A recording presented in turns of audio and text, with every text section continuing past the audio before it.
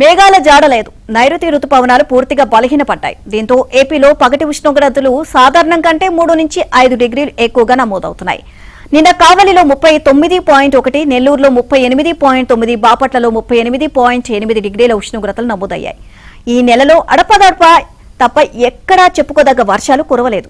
అవి కూడా ఎండ తీవ్రతకు వాతావరణ అనిశ్చితి కారణంగానే తప్ప రుతుపవనాల ప్రభావంతో కాదని వాతావరణ నిపుణులు విశ్లేషించారు.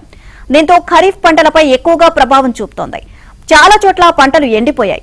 ఆగస్టు నెలాఖరు వచ్చినప్పటికీ అనేక ప్రాంతాల్లో వరి నాట్లు పూర్తి కాలేదు.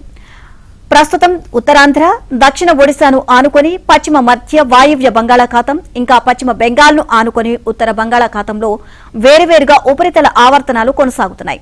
వాటి ప్రభావంతో వచ్చే 2 రోజుల్లో బంగాళాఖాతంలో అల్పపీడనం ఏర్పడుతుంది అని పలు వాతావరణ మోడళ్లు అంచనా వేస్తుండగా ఈ నెల 20వ తేదీ తర్వాత అల్పపీడనం వస్తుంది అని భారత వాతావరణ శాఖ విడుదల చేసిన బులెటిన్లో పేర్కొంది.